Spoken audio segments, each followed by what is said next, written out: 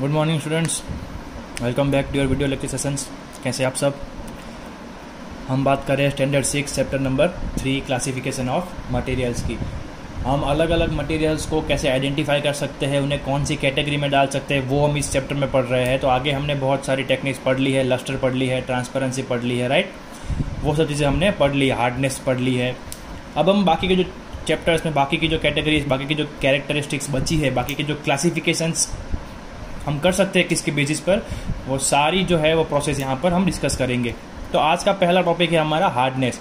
तो हमने अभी तक बात की थी कि भाई हम लस्टर के बेस पे उसे क्लासीफाई कर सकेंगे, हम हार्डनेस के बेस पे उसे क्लासीफाई कर सकेंगे, हम ट्रांसपेरेंसी के बेस पे उसको मटेरियल्स को क्या कर पाएंगे, क्लासीफाई कर पाएंगे। अब उसी को आगे बढ़ाते हुए हमारा नेक्स्ट टॉपिक जो है वो है हार्डनेस। अब हार्डनेस का मतलब आपको पता है इंग्लिश में होता है मजबूत। हार्ड मतलब कड़क, जिसको आप दबा नहीं सकते, जो टूट नहीं सकता आसानी से, उसे हम क्या बोलेंगे, हार्ड सरफेस बोलेंगे। तो ये भी एक प्रॉपर्टी है मटेरियल्स की जिसको आप यूज़ करके उनको क्लासीफाई कर सकते हो दो अलग अलग कैटेगरी में। एक हो गया हार्ड और एक हो गया सॉफ्ट। तो पढ़ लेते हैं कैसे होता है ये। The shape of hard materials is fixed and can't be change. अब आपके घर पे सोफा, टीवी, पलंग होगा, राइट। उसके सब के जो फिक्स्ड शेप है वो कैसे है, फिक्स्ड है। और वो सब क्या है, हार्ड है। मतलब आप उसको दबाओगे ऊपर से तो वो दब जाएगा नहीं। हम लोग पलंग पर रोज सोते, ऑब्वियसली घर पर बेड होता है, तो ऊपर सुबह उठते तो क्या वो दब जाता है? नहीं, वो उसका शेप जो है वो मेंटेन रहता है। मतलब कि वो किस में आता है, हार्ड मटेरियल्स में आता है, और उनका शेप हम चेंज कर पाएंगे नहीं। अब उसी के कॉन्ट्रैक्ट्स में, उसी के ऑपोजिट में हम दूसरी चीज़ देखते हैं कि while the shape of soft materials can be easily changed. अब उसी बेड के ऊपर हम यूज़ करते हैं पिल्लो या फिर हमारा गद्दा, तो वो जब हम सोते हैं तो दब जाता है, right.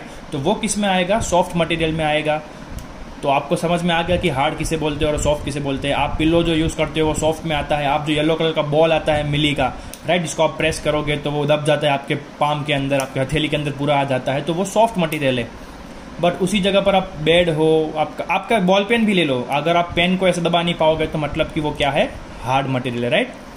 You can easily cut down soft materials. अब आप सॉफ्ट मटेरियल्स को आसानी से काट सकते हो, तोड़ सकते हो, right. You can easily break them down, but you can not cut down hard materials. आप हार्ड मटेरियल चीज़ों को आसानी से तोड़ पाएंगे नहीं, राइट। आप अगर आप चाहो तो आपके घर में जो साबुन होता है नहाने का, वो आसानी से बीच में से टूट जाएगा, वो सॉफ्ट मटेरियल है। लेकिन उसी जगह पर अगर आप लकड़े को या आयरन रोड को तोड़ना चाहोगे तो उसमें मेहनत बहुत लगेगी, क्योंकि वो क्या होता है, हार्ड होता है, राइट। तो ये था हमारा नेक्स्ट टॉपिक, हार्डनेस। तो इसके ऊपर से भी हमें दो क्लासिफिकेशन की कैटेगरी मिली, पहला था हार्ड और एक है सॉफ्ट, राइट।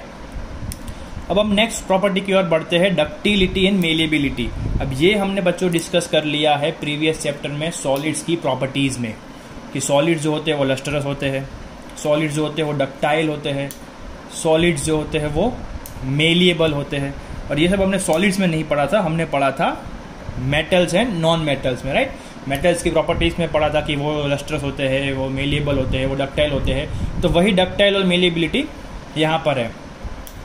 एक बार फिर रिवाइज कर लेते हैं अच्छे से कि एग्जैक्टली डक्टाइल और मेलिएबल का मतलब क्या होता है। If solid metals can be bent they are said to be ductile. अब हमारे घर पर कपड़े सुखाने का जो वायर होता है एल्यूमिनियम का, आप उसको बीच में से मोड़ सकते हैं, राइट। वो क्या हो गया, डक्टाइल हो गया। कि वो सॉलिड मटेरियल तो है, बट अगर आप उसको बीच में से मोड़ोगे तो आप उसका शेप जो है वो चेंज कर पाओगे, तो उससे क्या बोलेंगे हम, डक्टाइल बोलेंगे। अब if and solid materials can be pressed and beaten into sheets it is said to be malleable. अब आपके पास बड़ा सा एक मोटा सा लेयर आता है एल्यूमिनियम का, तो आप उसको अगर हथौड़े मार मार के पतला कर देते हो, तो आपने देखा होगा बहुत सारे लोगों के घर के बाहर ऊपर जो आंगन में होता है, छत के ऊपर ब्लू कलर के एल्यूमिनियम शीट्स लगे हुए होते हैं, राइट।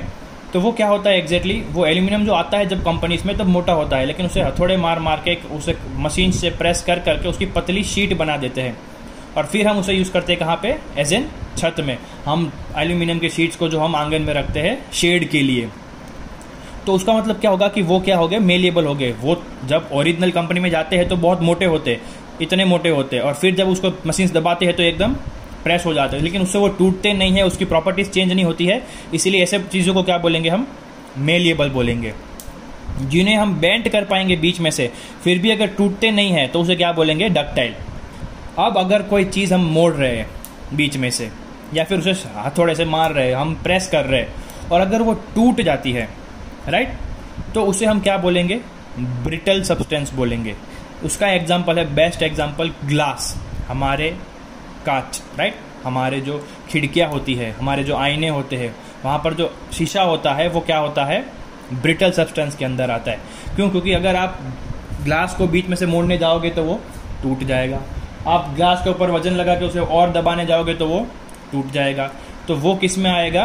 ब्रिटल सब्सटेंस में आएगा। चौक जो हम यूज़ करते हैं उसे बीच में से हम नहीं मोड़ सकते, तो वो भी चौक किस में आएगा? ब्रिटल सब्सटेंस में आएगा। मतलब जो चीज़ आसानी से टूट जाए मोड़ने पे या दबाने पे, वो सारी चीज़ें किस में आएगी? ब्रिटल कैटेगरी में आएगी, राइट।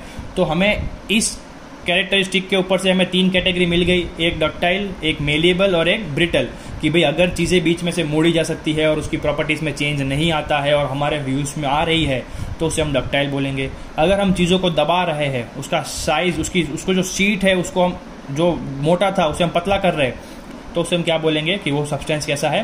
मेलिएबल है। और अगर वो सब्सटेंस टूट जाता है बाई चांस, तो उसे क्या बोलेंगे हम? कि वो सब्सटेंस कैसा है? ब्रिटल है। तो यहाँ पर भी हमें 3 अलग अलग कैटेगरी मिल गई चीज़ों को क्लासीफाई करने की। अब हम बढ़ते हैं हमारे नेक्स्ट टॉपिक की ओर, जो कि सबसे इजी वाला है, फ्लोटिंग एंड सिंकिंग। फ्लोट मतलब पानी में तैर सकता है ऐसा, और सिंकिंग यानी कि जो पानी में डूब जाएगा ऐसा। अब इसके ऊपर से आपको पता चल गया होगा कि हाँ, जो चीज़ पानी में डूब गई वो सिंकिंग में आएगा, और जो चीज़ पानी के ऊपर तैर रही है वो फ्लोटिंग में आएगा। फ्लोटिंग के एग्जाम्पल आपको पता है, पेपर पानी के ऊपर तैरेगा, लकड़ा पानी के ऊपर तैरेगा, इसीलिए बोट्स जो होती है वो लकड़े की होती है। अब सिंकिंग में जो कोई भी हैवी मटेरियल, लोखंड ले लो, बड़ा सा पत्थर ले लो, वो सारी चीज़ क्या हो जाएगी? सिंक हो जाएगी, मतलब कि वो नीचे डूब जाएगी। तो heavy material sink down in the water, जो भारी चीज़ें होगी वो सिंक हो जाएगी, डूब जाएगी। Light materials float on the surface, जो लाइट होगा वो क्या होगा? उसके पानी के सरफेस के ऊपर तैरता रहेगा। तो यहाँ पर भी हमको 2 कैटेगरी मिल गई। तो आज के अभी जो इस पेज पर हमने डिस्कस किया उसमें से हमको कितनी कैटेगरी मिली? 1 hard, 2 soft, 3 ductile, 4 malleable, 5 brittle, 6 sink और 7 फ्लोट। तो इस 3 टॉपिक में से हमें 7 अलग अलग क्या मिल गई? क्लासिफिकेशंस की कैटेगरी मिल गई। ये हम क्या डिस्कस कर रहे हैं? ये हम प्रॉपर्टीज डिस्कस कर रहे हैं कि अगर सब्सटेंस ऐसा हो तो इस कैटेगरी में जाएगा, अगर सब्सटेंस ऐसा हो तो इस कैटेगरी में जाएगा, राइट। ये उसकी प्रॉपर्टीज है, और ये जो हमें मिल रहा है ये हमारे क्लासिफिकेशंस की अलग अलग प्रोसेस है या फिर कैटेगरीज है, ठीक। अब आगे बढ़ते हैं, आपके एक और प्रॉपर्टीज जो कि चैप्टर की लास्ट है वो देख लेते हैं, उसके बाद आपका ये चैप्टर भी खत्म हो जाएगा। बहुत शॉर्ट चैप्टर है लेकिन उसमें से समझने को बहुत कुछ मिल रहा है। आप अलग अलग इतनी सारी प्रॉपर्टीज देख चुके हैं। लस्टर में आपको 2 मिली, ट्रांसपेरेंसी में आपको 3 मिली, हार्डनेस पे आपको 2 मिली, राइट, स्मूथनेस पे आपको 2 मिली, फिर डक्टाइल मेलिबिलिटी में आपको 3 मिल गई, यहाँ पर फ्लोटिंग में 2 मिल गई, अभी आगे 2 और मिलेगी। तो इस चैप्टर में आपको चीज़ों को समझने के लिए बहुत सारी इन्फॉर्मेशन मिली है, और चैप्टर बहुत ही शॉर्ट एंड सिंपल है बट बहुत काम का है। तो अगर आपको एक बार में समझ में ना आए तो you can go through it again and again, आप पढ़ते रहिए। समझ में ना आए तो वापस से वीडियो देखिए, बहुत हार्ड नहीं है, सिर्फ कुछ शब्दों को याद रखना है, जो कि अब आप जब स्टैंडर्ड्स आगे बढ़ेंगे, जैसे जैसे आप आगे प्रोग्रेस करेंगे तो ऑब्वियसली आपको चीज़ें याद ज़्यादा रखनी पड़ेगी, राइट। इसीलिए मैं कम टॉपिक ले रहा हूँ। अगर मैं चाहता तो 2 वीडियो में ये पूरा चैप्टर खत्म कर सकता था, 1 वीडियो में भी, लेकिन नहीं, हम लोग धीरे धीरे टॉपिक्स ले रहे हैं, ठीक, 3-3, 4-4 टॉपिक्स ले रहे हैं क्योंकि आपको आसानी से समझ में आ जाए। तो अब हम आगे बढ़ते हैं हमारे लास्ट टॉपिक की ओर। फिर चैप्टर खत्म होता है, उसके बाद आपको क्या करना होता है? होमवर्क करके भेजना होता है। आप लोग बहुत सारे बच्चे भेज नहीं रहे हैं, तो प्लीज़ कीप डूइंग दिस। मैंने आपको पहले भी बताया था कि स्कूल जो है वो ऑनलाइन एग्जाम्स लेने वाला है, 110% है, बस आपको डेट्स नहीं मिली है, तब तक की देरी है। तो प्लीज़ होमवर्क करते रहिए, वरना आप उस एग्ज़ाम में स्कोर नहीं कर पाओगे। और ये आपका एग्ज़ाम जो होगा वो PT1 होगा, पीरियोडिक टेस्ट 1, जिसके मार्क्स आपके फाइनल रिजल्ट में काउंट होते हैं, राइट। तो प्लीज़ घर पे रह के पढ़िए, होमवर्क करते रहिए और भेजते रहिए। हम आगे बढ़ते हैं हमारे नेक्स्ट टॉपिक की ओर। हमारा नेक्स्ट टॉपिक बच्चों है सॉल्युबिलिटी। अब देखो, इसमें हमको सिर्फ 2 कैटेगरीज मिलेगी क्लासिफिकेशन की, लेकिन इसमें चीज़ों को याद आपको काफ़ी रखना पड़ेगा। ये भी एक ऐसा टॉपिक है जो हमने लास्ट चैप्टर में डिस्कस कर लिया था। जैसे जैसे हम आगे बढ़ेंगे इस टॉपिक में, वैसे आपको समझ में आता जाएगा कि हाँ, ये हमने जो है वो लास्ट चैप्टर में पढ़ लिया है, मेटल्स में, नॉन मेटल्स में, सॉल्यूशंस में, राइट। तो स्टार्ट करते हैं सॉल्युबिलिटी। पहले तो मैं आपको सॉल्युबिलिटी का मतलब समझा दूँ। सॉल्युबिलिटी मीन्स बच्चों की पानी के अंदर घुल जाना, उसकी कैपेसिटी कितनी है किसी पानी की चीज़ में घुलने की। मतलब कि अगर आप चीनी लेते हो तो चीनी जो है वो 100% पानी में घुल जाएगी, नमक लेते हो तो 100% पानी में घुल जाएगी। लेकिन वहीं पर अगर आप तेल डालते हो पानी के अंदर, केरोसिन डालते हो, पेट्रोल डालते हो, डीजल डालते हो, या फिर ऐसी कोई भी चीज़ डालते हो जो पानी में अच्छे से नहीं घुल सकती, तो मतलब कि उस चीज़ की सॉल्युबिलिटी क्या है, कम है, राइट। तो डिस्कस करते हैं ये टॉपिक बच्चों। The substance that dissolved in water and doesn't appear separately are called soluble substance. अब इसका मतलब क्या होता है कि जो सब्सटेंस हम पानी में डालते हैं और वो डिजॉल्व हो जाते हैं, मतलब कि घुल जाते हैं, मिक्स हो जाते हैं पानी के साथ completely, and doesn't appear separately, अलग से हमें नहीं दिखाई देते उस पानी के अंदर, उसे हम क्या बोलेंगे, सॉल्युबल सब्सटेंस बोलेंगे। फॉर एग्जाम्पल नमक।